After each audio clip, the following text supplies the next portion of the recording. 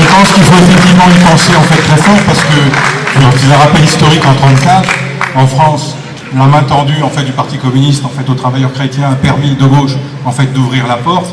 En Allemagne, ça ne s'est pas passé comme ça et toute la gauche a été éliminée en même temps en fait que l'extrême droite arrivait au pouvoir. Dans une triangulaire où la gauche était majoritaire. Voilà.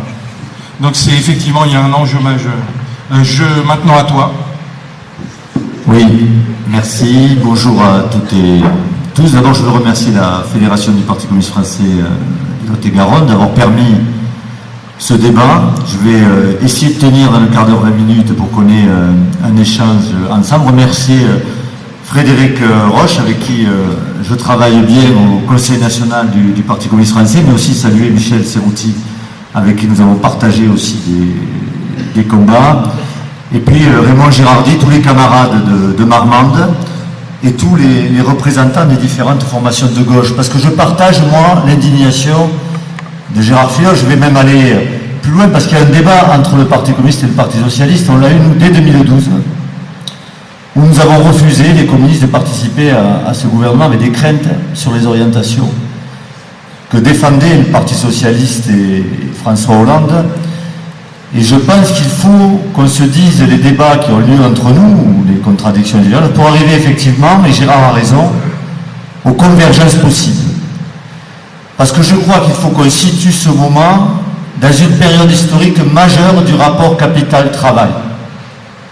Le Parti socialiste, peut-être pas dans son ensemble, mais avait fait le choix de gérer notre pays comme ils ont géré ailleurs, en se disant il faut favoriser le capital. En faisant un certain nombre de mesures, j'y reviendrai, sur l'idée il faut baisser le coût du travail. Je sais que ce n'est pas ta position, Gérard, mais à un moment donné, ça a été une position majoritaire dans le Parti socialiste, et c'est pas celle des communistes, et tu l'as cité, il y a beaucoup de communisme dans ce pays. Le Parti communiste est un acteur majeur de la société française, il a pris des coups, il s'est amoindri, mais la sécurité sociale aujourd'hui attaquée, c'est Ambroise Croizat.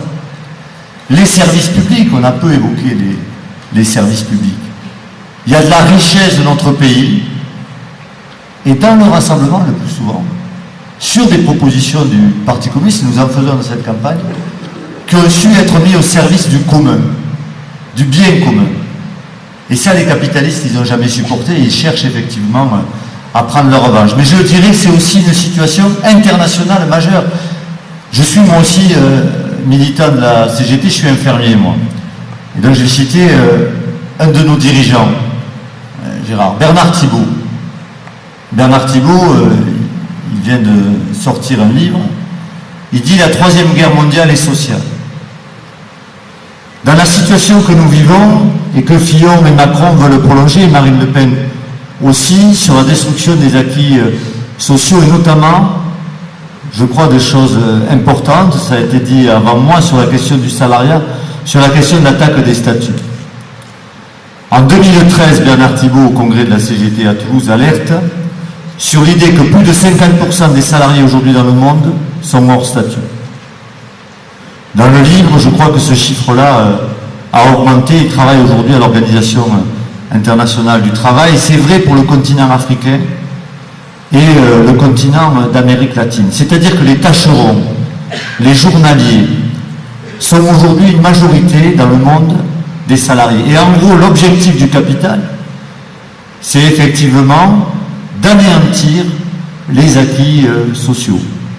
Et le rêve du MEDEF, que tu as souligné, c'était d'abord d'en finir avec le Parti communiste. On ne fait pas la même politique selon l'influence du Parti communiste, on l'a encore vu dans ce quinquennat, mais d'en finir avec le programme du Conseil national de résistance et un certain nombre d'acquis. Donc on est effectivement dans ces enjeux-là. Et l'enjeu est crucial pour la gauche, le monde du travail, la jeunesse et l'ensemble des activités humaines qui veulent s'émanciper des marchés financiers. C'est pour ça que moi je crois qu'il ne faut pas prendre la position du Parti communiste français aujourd'hui sur l'exigence qu'on a de construire un pacte de majorité dans le pays, et où Pierre Laurent l'a rappelé il y a 3 jours, nous souhaitons nous aussi une rencontre immédiate, 72 heures, effectivement le temps passe, entre Jean-Luc Mélenchon, pour lequel nous appelons à voter, et Benoît Hamon, parce que nous considérons qu'il est important que le rassemblement ait lieu. Et le rassemblement, il est possible.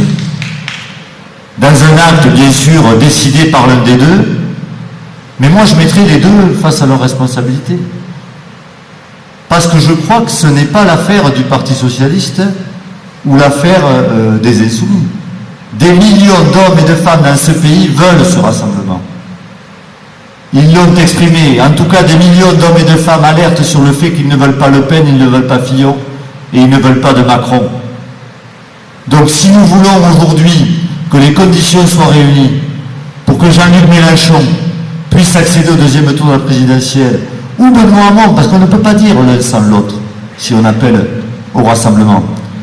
Et la question des sondages est une question importante. Ils se sont beaucoup trompés. Moi, je suis élu d'opposition dans une ville où on gagnait à Toulouse jusqu'à 60%, même 10 jours avant, on faisait 57%. 2 jours avant le vote, on n'était plus qu'à 52%, et l'histoire fait qu'on a perdu. Mais les sondages nous donnaient gagnant quasiment jusqu'au bout, mais je crois que c'était quand même 52 et pas 51%. Les sondages sont importants sur l'état d'opinion, quel est le meilleur candidat. Mais nous, communistes, on dit, quelle démarche de rassemblement aussi, c'est important. Il faut un candidat de large rassemblement. Et donc ça appartient à Jean-Luc Mélenchon ou à Benoît Hamon de le dire. Immédiatement, dans une démarche où toute la gauche est effectivement représentée. Et deuxième chose, ça suppose du contenu. Nous, on dit, on appelle à un pacte de majorité. Et on met des choses sur la table. La première proposition que porte le Parti communiste, c'est d'abord, mais ça a été fait. Ça a été fait et c'est historique, c'est vrai, parce que la victoire de Benoît Hamon aux primaires, c'est ce constat-là. Je ne sais pas si Gérard rajoutera, parce que moi, je n'y ai pas participé, mais je crois que ça a été le fait de dire que ce quinquennat a été un échec. Et que la démarche du pacte de responsabilité, 40 milliards d'euros, du contrat impôt recherche, du crédit impôt recherche, du CIR, du crédit impôt compétitivité emploi, sans contrepartie pour l'emploi, décidé par le Parti Socialiste et par François Hollande et ses ministres et son Premier ministre Manuel Valls, de dire en gros, on va tout faire pour favoriser le capital, avec une idée, c'est le théorème de Schmitt, je crois, et je rends hommage, j'en profite en le disant, à économie et politique que dirige Frédéric, parce que j'ai puisé mes argumentations là-dedans, mais je vous le conseille, c'est aussi sur la présidentielle, avec les programmes comparés, donc on voit les possibilités de convergence et les dangers de Fillon et Macron. Mais le théorème de Schmitt, en gros, on va favoriser le capital, en espérant effectivement que ça se tourne vers l'investissement et qu'à terme, donc, de la création d'emplois. Sauf que ce n'est pas le bilan du quinquennat. 760 000 chômeurs de plus fin 2016 par rapport à juin 2012. 535 000 dans la catégorie A qui n'ont pas du tout travaillé. Ça, c'est un drame. 12% du salariat aujourd'hui précaire. 1 million de salariés pauvres. Donc on a des difficultés massives. Et dans le débat qui nous concerne sur sécuriser les parcours de vie, il y a la question pour nous première, pour le Parti communiste, de sécuriser les droits. Et tu l'as dit sur la protection sociale, je pense qu'il y a besoin même d'amplifier 100% de sécurité sociale sur la question des remboursements, sur la gestion de la petite enfance, sur la fin de vie, sur les questions de santé et un grand plan de service public. Il y a le besoin de prendre le pouvoir sur l'argent, et notamment de l'orienter vers l'emploi, vers l'investissement, vers les salaires. Mais il y a quelque chose qu'on porte nous, qui est la loi de sécurité, emploi, formation. C'est-à-dire qu'on dit, à la différence du revenu universel, mais je pense qu'il faut évoquer le revenu universel, ou ce que ça peut, comment ça peut converger avec ce qu'on propose, ou à la différence de ce que porte la France insoumise sur un droit opposable à l'emploi, avec les difficultés de mise en œuvre. On voit bien la manière dont c'est un échec aujourd'hui sur le droit opposable au logement. Nous, on dit loi sécurité emploi formation. C'est-à-dire que tout au long de la vie, on garantisse par un service public de l'emploi et de la formation l'adaptabilité, la mobilité du salarié, mais décidée par le salarié, en fonction effectivement des contraintes économiques, avec l'accès à la formation ou à un emploi et le maintien des revenus. Et avec quelque chose qui, à mon avis, aussi très important, c'est le redéveloppement d'une politique industrielle dans ce pays. L'emploi industriel, c'est un emploi aussi de production et de création des richesses. Et nous sommes effectivement pour la production et la création de richesses. Mais on l'avait résumé dans un programme qu'on continue à défendre. Nous, c'est des richesses en direction des besoins humains. On avait appelé ça l'humain d'abord. Et c'est ce qu'on porte toujours. Donc sur ce type de proposition, on pense qu'on peut arriver effectivement à se mettre d'accord. Mais je crois qu'il faut, ça a été fait par la victoire de Benoît Hamon, mais il y a encore à discuter, qu'on travaille sur le fait, en direction du Parti Socialiste, sur l'idée que la régulation du capital, la gestion aujourd'hui, avec des contreparties sociales d'un système capitaliste, peut nous amener à l'échec, parce qu'il y a un régime financier extrêmement vorace. Et c'est vrai qu'il y a des évolutions, tu citais le Portugal, mais le Parti communiste français a salué la campagne de Bernie Sanders, qui était un social-démocrate aux États-Unis. On a salué la victoire de Corbyn en Angleterre. Il y a une évolution dans le monde, et moi je crois, je le dis parce qu'avec mes camarades, nous nous battons, nous, pour plus de communs, pour un nouveau projet communiste. Il faut un nouveau projet socialiste. Et il faut un projet de gauche qui est possible à cette élection, mais après cette élection, il faut aussi construire ça. Il faut un projet de progrès, d'émancipation, qui rassemble largement les hommes et les femmes de gauche dans ce pays pour faire face au capital financier. Et je crois que le tournant de François Hollande, alors, c'est pas une interpellation vis-à-vis de Girard, mais moi je l'ai vécu comme ça, c'est d'abord le renoncement sur la remise en cause des traités européens. Tu l'as dit, on peut avancer, le refus du déficit obligatoire, la question de maîtrise des dépenses et des choix de notre Assemblée nationale, notamment sur les services publics, il y a un certain nombre de questions. Mais Hollande a très vite renié, alors qu'il avait promis de renégocier les traités. Deuxièmement, au-delà de la question européenne, il faut pousser le débat sur est-ce qu'on laisse faire ou pas le marché financier. Parce que là, nous, on n'est pas d'accord. Si on laisse faire le marché financier au nom de l'attractivité du pays, parce que ça a été fait, ça aussi. C'est-à-dire, en gros, on va accepter le déficit de 3% et on va limiter les dépenses publiques de manière dramatique, scandaleuse pour les services publics. Moi, je suis infirmier, l'état de l'hôpital, c'est un drame. Ça a été une erreur profonde. Et il faut un investissement massif dans les services publics. Mais ça a été une erreur profonde aussi, avec la loi NOTRe, de chercher à baisser les dépenses publiques en contraignant les collectivités territoriales. En décidant, nous, on est pour le maintien des communes, pas que d'un point de vue démocratique, pour répondre aux besoins des populations. La loi NOTRe et la baisse des dotations globales de fonctionnement, l'endettement obligatoire ou la pression mise sur les départements ou les régions ou les communes est un vrai scandale. Et cette idée développée par le Parti Socialiste, c'était l'idée qu'on est obligé aujourd'hui, dans l'état de la mondialisation, de baisser le coût du travail, sinon les patrons ne vont pas investir, de créer les conditions d'une attractivité économique au niveau national dans une concurrence européenne. Moi, je pense qu'il faut rompre avec ça. Ça nous amène dans le mur. Alors je dis, c'est le constat du quinquennat. Que le constat du quinquennat soit un échec. François Hollande, il est d'accord avec moi. Il ne s'est pas présenté. Donc ça, à la limite, mais pourquoi c'est un échec? Il faut poser le débat. Pour le pacte de majorité future. Je vais laisser la parole à la salle, mais je vais citer le patron d'Airbus Group, Tom Enders. Le patron d'Airbus Group, Airbus Group, c'est 1000 milliards de commandes sur les 15 à 20 ans à venir, 1 milliard de bénéfices, mais plus d'1,5 milliard de dividendes versés aux actionnaires.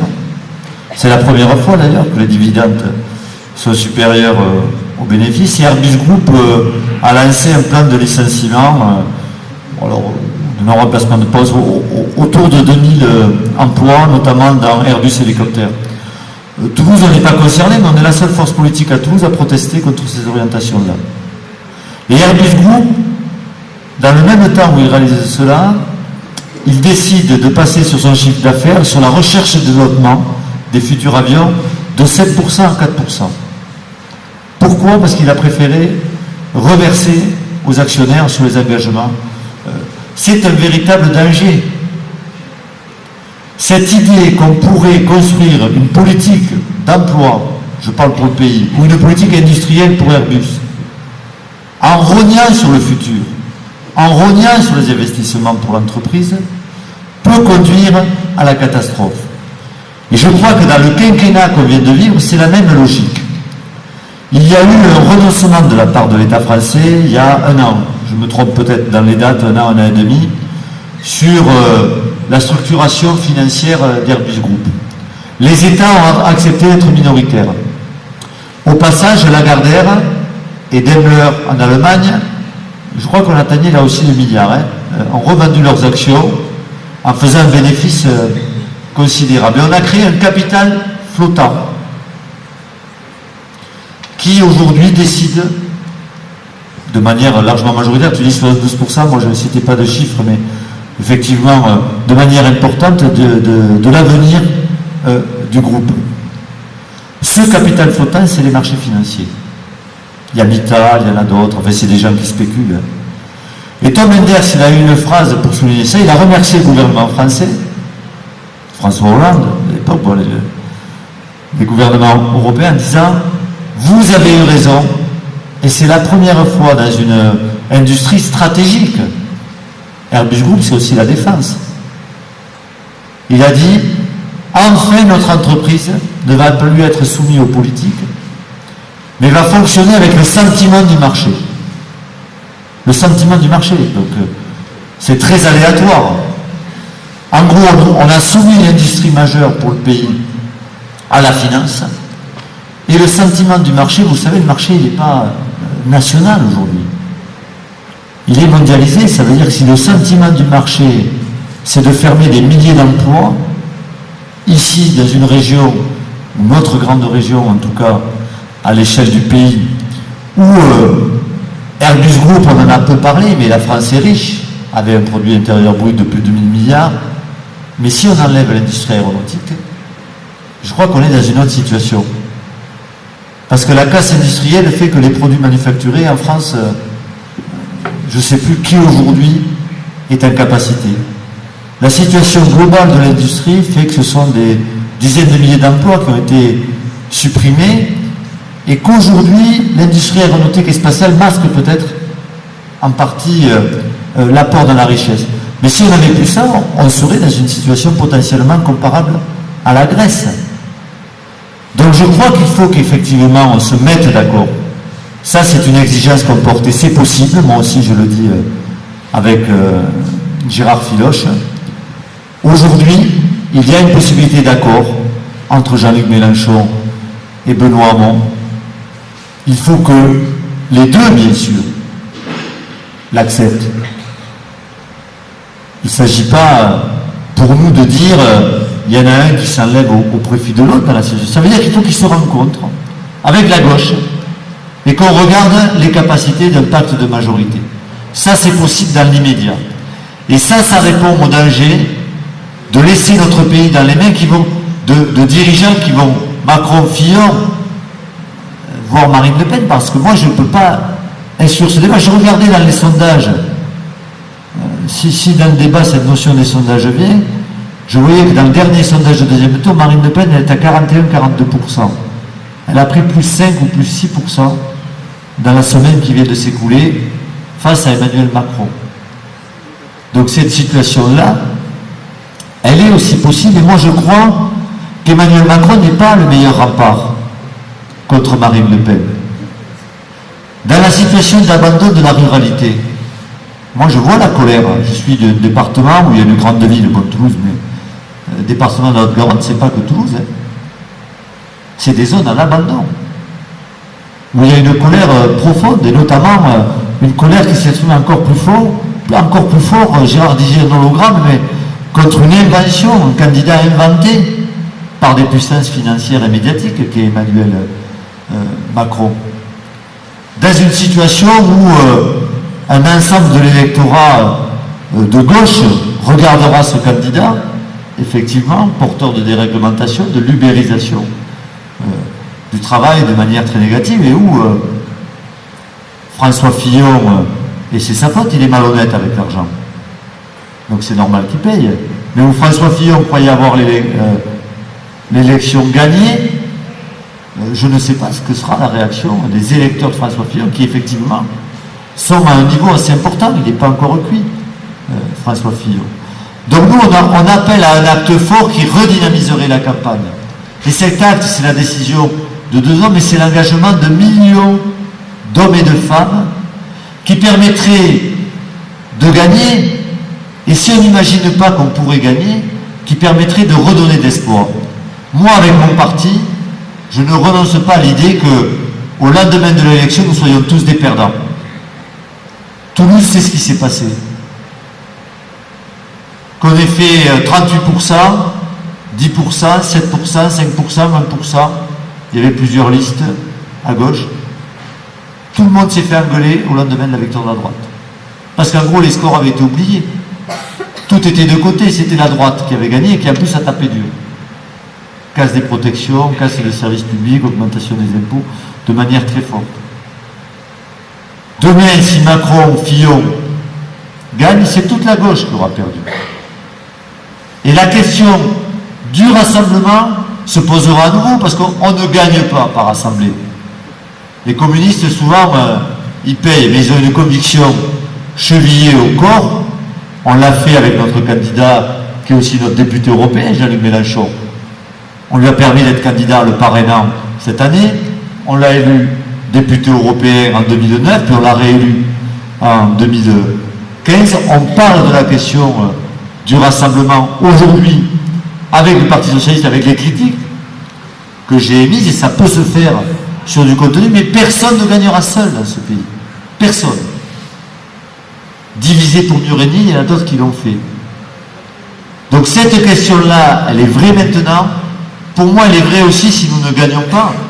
Ça veut dire qu'il y a les législatives qui viennent derrière. Qu'est-ce qu'on dit? Là, on sera peut-être encore plus fractionné, si des gens font le choix de la division. Ceux qui choisiront la division trouveront toutes les excuses et tous les prétextes à le faire, mais nous on dit il faut se rassembler. Et puis il y a l'après, parce que moi je partage aussi, je ne suis pas de ceux qui font la leçon aux mouvements sociaux ou aux organisations syndicales en disant nous les politiques, ben non, on a décidé cette fois de vous mettre dans la merde, on a décidé de vous laisser dans la situation que vous connaissez tous. Mais une fois que vous êtes dans la merde ou en difficulté, vous allez lutter et vous allez gagner. Non, moi je trouve que ce serait irresponsable. A contrario, il faudra créer toutes les conditions pour un rassemblement politique qui en appuie des luttes, parce que c'est important les luttes, qui en appuie du mouvement social, permettra effectivement de résister ou permettra des victoires. Merci Pierre.